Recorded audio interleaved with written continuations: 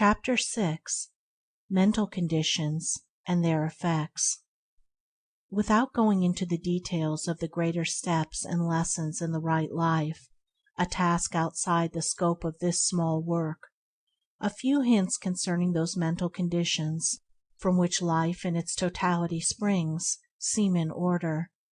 These hints will prove helpful to those who are ready and willing to penetrate further into the inner realm of heart and mind, where love, peace, and wisdom await the rapidly progressing student of life. All sin is ignorance. It is a condition of darkness and undevelopment. The wrong thinker and the wrong doer is in the same position in the school of life as the ignorant pupil is in the school of learning. He has yet to learn how to think and act correctly, that is, in accordance with law. The pupil in learning is not happy so long as he does his lessons wrongly. Likewise, unhappiness cannot be escaped while sin remains unconquered. Life is a series of lessons. Some are diligent in learning them, and they become pure, wise, and altogether happy. Others are negligent and do not apply themselves. They remain impure, foolish, and unhappy. Every form of unhappiness springs from a wrong condition of mind. Happiness is inherent in right conditions of mind. Happiness is mental harmony. Unhappiness is mental inharmony. While a man lives in wrong conditions of mind, he will live a wrong life, and will suffer continually. Suffering is rooted in error. Bliss is inherent in enlightenment. There is salvation for man only in the destruction of his own ignorance, error, and self-delusion. Where there are wrong conditions of mind, there is bondage and unrest. Where there are right conditions of mind, there is freedom and peace. Here are some of the leading wrong mental conditions and their disastrous effects upon one's life. 1. Hatred, which leads to injury, violence, disaster, and suffering. 2. Lust, which leads to confusion of intellect, remorse, shame, and wretchedness. 3. Covetousness, which leads to fear, unrest, unhappiness, and loss. 4. Pride, which leads to disappointment, humiliation, and lack of self-knowledge. 5. Vanity, which leads to distress and mortification of spirit. 6. Condemnation, which leads to persecution and hatred from others. 7. Ill will, which leads to failures and troubles. 8. Self-indulgence, which leads to misery, loss of judgment, grossness, disease, and neglect. 9. Anger, which leads to the loss of power and influence. 10. Desire, or self-slavery, which leads to grief, folly, sorrow, uncertainty, and loneliness. The above wrong conditions of mind are merely negations. They are states of darkness and deprivation, and not of positive power.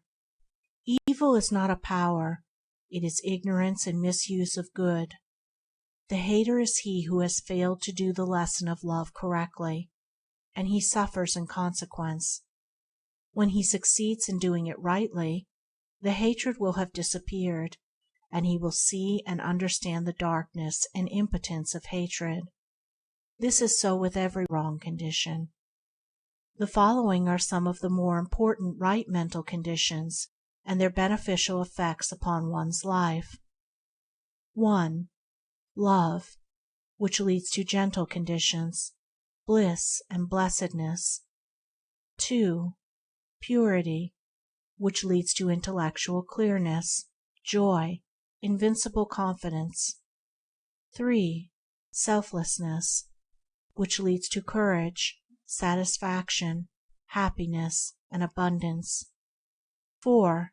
Humility, which leads to calmness, restfulness, knowledge of truth. 5. Gentleness, which leads to emotional equilibrium, contentment under all circumstances. 6. Compassion, which leads to protection, love, and reverence from others. 7. Goodwill, which leads to gladness, success. 8. Self-control, which leads to peace of mind, true judgment, refinement, health, and honor. 9. Patience, which leads to mental power, far-reaching influence. 10. Self-conquest, which leads to enlightenment, wisdom, insight, and profound peace.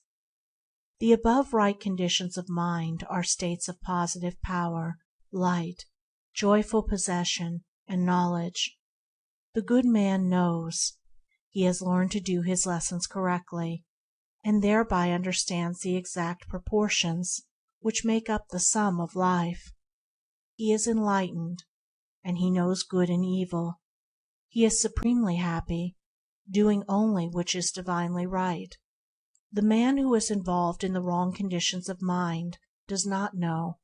He is ignorant of good and evil, of himself, of the inward causes which make his life. He is unhappy, and believes other people are entirely the cause of his unhappiness. He works blindly, and lives in darkness, seeing no central purpose in existence, and no orderly and lawful sequence in the course of things.